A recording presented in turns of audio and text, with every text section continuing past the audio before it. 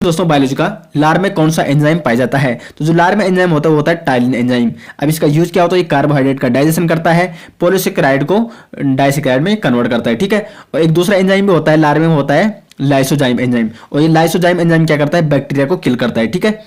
अब देखो यहाँ पे एक रेनिन है, तो रेनिन भी एक एंजाइम हो, ये क्या करता है? दुग्ध प्रोटीन, जो दुग्ध प्रोटीन होता है केसिन, उसको कन्वर्ट करता है पैराकेसिन में, ठीक है। और ये टेनिन और रेजिन हमें वनस्पतियों से प्राप्त होते हैं। क्वेश्चन नंबर 2 है, बाइल जूस निम्न में से किसके द्वारा पैदा किया जाता है? तो ये पैदा किया जाता है लीवर द्वारा। और ये जो स्टोर होता है ये होता है पित्ताशय में, ये स्टोर होता है, ठीक है। पितरस स्टोर किसमें होता है? पित्ताशय में स्टोर होता है, जबकि स्रावित किसके द्वारा होता है? यकृत यानी लीवर के द्वारा, ठीक है। अब ये कार्य क्या है पितरस का? तो कार्य क्या है? Emulsification of fat. ये फैट को क्या करता है? इमल्सिफिकेशन करता है, ठीक है। और बाइल जूस का जो पीएच मान होता है वो होता है इसका 7.8 टू 8.6, यानी क्या होता है? क्षारीय है, ठीक है। बाइल जूस क्या एक क्षारीय द्रव है। क्वेश्चन नंबर 3 है, साइनोकोबालेमिन। साइनोकोबालेमिन क्या है? तो विटामिन सी है, विटामिन B2 है, B6 है, B12 है। तो ये क्या है? विटामिन B12 का एक रूप है साइनोकोबालेमिन। अब इसको यूज क्यों किया जाता है? जब विटामिन 12 की कमी होती है शरीर में तब किया जाता है, साइनोकोबालेमिन का यूज किया जाता है, ठीक है। क्वेश्चन नंबर 4 है, विटामिन और रोग के निम्न युग्मों में से कौन सा सही सुमेलित है? तो यहाँ पे पहले आपने ये देखना है कौन सा सुमेलित सही है, और तब नीचे आपने ये जो 4 ऑप्शन दे रखे इसमें किसी पे कोई इसमें से सही है चारों में से।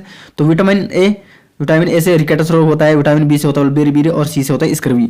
तो यहाँ पे सही कौन है? एक तो बी बिल्कुल सही है, दूसरा है जो विटामिन बी से बेरी रोग होता है, सी से होता है स्कर्वी, जबकि ए से रिकेटस नहीं होता, बल्कि ए से क्या होता है? रतौंधी रोग होता है, ठीक है। कौन सा रोग होता है? रतौंधी रोग होता है ए से। और यहाँ पे और रिकेटस किसके द्वारा होता है? रिकेटस होता है विटामिन डी द्वारा, ठीक है। तो यहाँ पे जो सही ऑप्शन है वो बिल्कुल क्या होगा? यहाँ पे इसका 2 और 3 बी ऑप्शन, यहाँ पे 3 लिखा गया है सॉरी, लेकिन वो क्या है? 2 और 3 यहाँ पे बिल्कुल इसका सही ऑप्शन होगा। विटामिन बी से बेरी रोग होता है और विटामिन सी से स्कर्वी रोग होता है। नेक्स्ट क्वेश्चन है क्वेश्चन नंबर 5, एड्स विषाणु के लिए सबसे ज्यादा आजमाई गई दवा क्या है? तो इसका जो सही आंसर है वो है जीडोवुडीन, इसको AZT भी कहते हैं, ठीक है। और AZT रहता है एजिडोथाइमाइडिन, ठीक है, एजिडोथाइमाइडिन। और जीडोवुडीन को क्या कहते हैं? ZDV, जीडोवुडीन। तो ये एक दवा है जो एड्स की है, ठीक है। और एड्स विषाणु के लिए सबसे ज़्यादा आजमाई गई दवा कौन है? ZDV या AZT, ठीक है। अब देखो एड्स क्या है? एड्स एक रोग है। एड्स के जो फुल फॉर्म होती है एक्वायर्ड इम्यूनोडिफिशियेंसी सिंड्रोम होती है। और ये किस विषाणु के द्वारा होती है? होती है HIV। और HIV के फुल फॉर्म क्या होती है? ह्यूमन इम्यूनोडिफिशियेंसी वायरस, ठीक है। क्वेश्चन नंबर 6 है, निम्न में से कौन सा रोग केवल वंशानुगत संचरित होता है? वंशानुगत रोग क्या होते हैं? पहले जो क्या होते हैं एक पीढ़ी से दूसरी पीढ़ी में क्या करते हैं? संचरित होते हैं। एक पीढ़ी से दूसरी पीढ़ी में रोग वो संचरित होता रहेगा, ठीक है। तो जो वंशानुगत रोग है वो क्या है? हीमोफीलिया एक क्या है? वंशानुगत रोग है। अब ये होता क्या है? हीमोफीलिया के द्वारा ये होते हैं रक्त का थक्का क्या नहीं होता? बनता नहीं है। जैसे कहीं पे कट गया, ठीक है, तो वहां से रक्त लगातार निकलता रहेगा, ठीक है, रक्त स्त्राव होता रहेगा। इस रोग को क्या, इसलिए इस रोग को क्या कहते हैं? पैतृक रक्त स्त्राव। हीमोफीलिया को याद रखने के लिए पैतृक रक्त स्त्राव, यानी एक तो ये पैतृक गुण है, यानी ये वंशानुगत है, और रक्त स्त्राव इसमें होता है, ठीक है। तो हीमोफीलिया एक पैतृक रक्त स्त्राव रोग है। क्वेश्चन नंबर 7 है, जीका वायरस किसके द्वारा मनुष्य में संचरित होता है? तो जीका जो वायरस संचरित होता है वो होता है बी, मच्छर के द्वारा, ठीक है। अब देखो जीका वायरस से कौन सा रोग होता है? तो मनुष्य के दिमाग को ही क्या करता है? ग्रसित करता है। और यहाँ पे मच्छर है, तो मच्छर के द्वारा बहुत सारे रोग होते हैं। तो मच्छर से और कौन कौन से रोग होते हैं? एक तो होता है मलेरिया, कौन सा होता है? मलेरिया, ठीक है। दूसरा होता है यहाँ पे डेंगू होता है, ठीक है। और तीसरा यहाँ पे होता है चिकनगुनिया और फाइलेरिया, ये सब क्या होते हैं? मच्छर से होते हैं, ठीक है। अब देखो जो ये क्या है? जीका वायरस है, ठीक है, ये किसके द्वारा फैलता है? ये फैलता है एडीज मच्छर के द्वारा। किसके द्वारा? एडीज मच्छर। ये आपको नोट करना है, ठीक है, कॉपी में नोट कीजिए। नेक्स्ट क्वेश्चन नंबर 8, निम्न में से कौन सा जीव अपनी त्वचा से सांस लेता है? तो देखो सांस भी कई प्रकार से लेते हैं, कोई ट्रेकिया द्वारा लेते हैं, कोई फेफड़ों द्वारा लेते हैं, जैसे स्तनधारी मैक्सिमम, जैसे हम क्या लेते हैं? फेफड़ों द्वारा लेते हैं। कोई त्वचा द्वारा लेता है और कोई गिल्स यानी गलफड़ों द्वारा लेता है। तो जो त्वचा द्वारा लेते हैं वो लेते हैं मेंढक। मेंढक जो सांस लेता है वो त्वचा द्वारा लेता है, ठीक है। मछली यहाँ पे गिल्स द्वारा यानी गलफड़ों द्वारा सांस लेती है। कबूतर यहाँ पे ट्रेकिया द्वारा सांस लेता है। और जो मनुष्य होता है वो फेफड़ों द्वारा सांस लेता है, ठीक है, जो मुख्य ऑर्गन है सांस लेने का, ठीक है। तो यहाँ पे मेंढक इसका सही आंसर हो जाएगा। क्वेश्चन नंबर 9 है दोस्तों, हिस्टोलॉजी शब्द का सर्वप्रथम प्रयोग किसने किया? हिस्टोलॉजी शब्द का सर्वप्रथम प्रयोग किसने किया? सबसे पहले हिस्टोलॉजी क्या है? तो हिस्टोलॉजी एक ऊतक विज्ञान का, जिसमें हम ऊतकों का अध्ययन करते हैं उसे हम कहते हैं हिस्टोलॉजी। अब ये सर्वप्रथम किसने दिया? तो ये दिया था मेयर ने। हिस्टोलॉजी शब्द का प्रतिपादन किसने किया था? मेयर ने। ठीक है, अब यहाँ पे रॉबर्ट हुक आ रखा था, तो रॉबर्ट हुक ने क्या किया था? कोशिका की खोज की थी रॉबर्ट हुक ने। ठीक है, और स्लाइडेन एंड स्वान आपने कई बार सुना होगा, ये इन्होंने दिया था कोशिका सिद्धांत। कोशिका सिद्धांत किसने दिया था? स्लाइडेन एंड स्वान ने।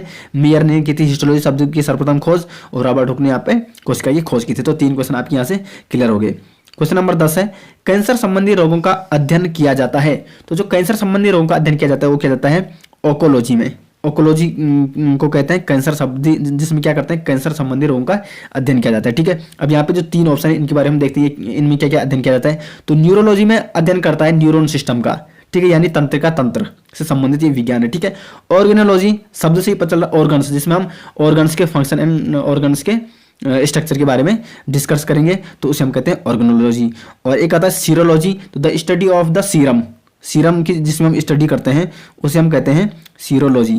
ठीक है, तो यहाँ पे चारों neurology study of neurons, organology study of organs, ecology study of the tissue and serology study of the serum. ठीक है, तो यहाँ पे 4 बिल्कुल क्लियर हो गए।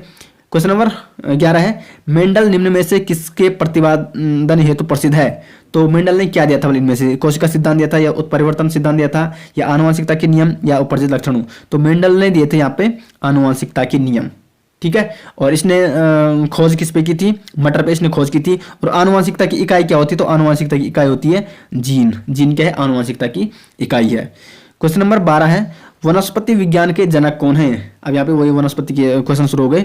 10 क्वेश्चन जूलॉजी के थे और 10 क्वेश्चन बॉटनी के आपको बायोलॉजी में पर डे मिलेंगे। टोटल 20 क्वेश्चन मिलेंगे आपको पर डे। ठीक है, दोस्तों वीडियो को लाइक जरूर कीजिएगा, इससे हमें पता चलता है कि हमारी वीडियो कितने लोगों को पसंद आ रही है, और उससे हम आपको फटाफट यहाँ पे वीडियो और अच्छे से क्वेश्चन यहाँ पे लाते रहेंगे। तो क्वेश्चन नंबर 12 यहाँ पे, वनस्पति विज्ञान के जनक कौन है? तो वनस्पति विज्ञान के जनक कौन है? वो है थियोफ्रेस्टस।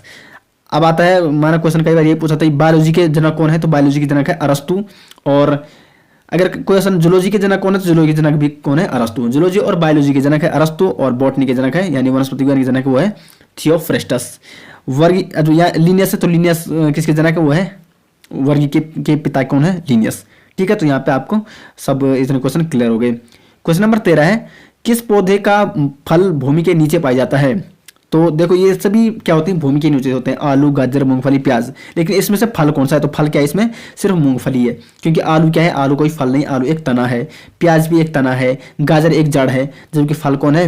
मूंगफली एक फल है। इसलिए जो भूमिगत फल वाला पौधा वो कौन सा है? मूंगफली, जिसका फल भूमि के अंदर पाया जाता है। ठीक है, क्वेश्चन नंबर 14 है, गेहूं के पौधे का वनस्पतिक नाम क्या है? जिया मेज, ओरिजिया सटाइवा, ट्रिटिकम एस्टिवम, या होडियम वल्गेरिया? तो इसका सी ऑप्शन बिल्कुल सही है। गेहूं के पौधे का नाम क्या है? Triticum aestivum. ठीक है, अब यहाँ पे आप देखो जिया मेज क्या है? तो जिया मेज किसका वनस्पतिक नाम है? ये है मक्का का। नेक्स्ट ऑप्शन है जो ओरिजियो सटाइवम, तो ओरिजियो सटाइवम है धान का। किसका? धान, जिसको अनाज ही बोलते हैं। ठीक है, और होडियम वल्गेरिया ये किसका है? जौ का।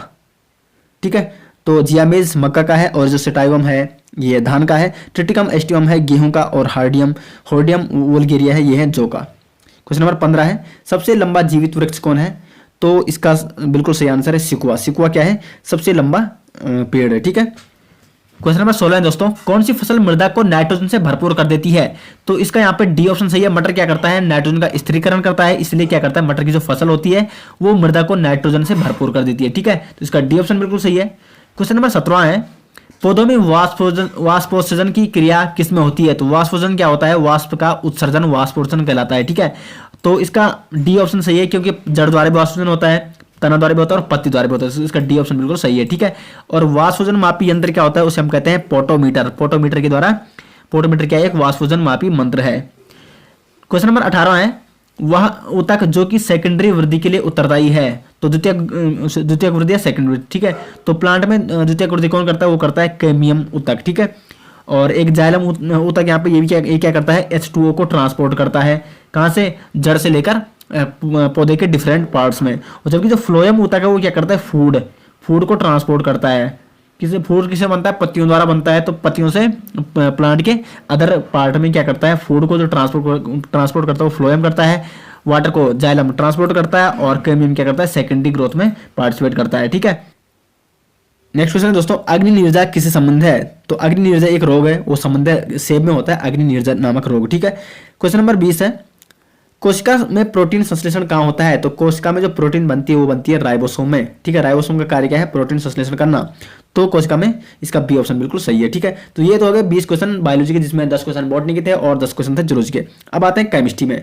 तो केमिस्ट्री में यहाँ पे 20 क्वेश्चन पूछ जाएंगे आपको। क्वेश्चन नंबर 21 है, पहला क्वेश्चन है केमिस्ट्री का, रदरफोर्ड के परमाणु प्रकीर्णन परीक्षण से किसकी मौजूदगी को सिद्ध किया गया?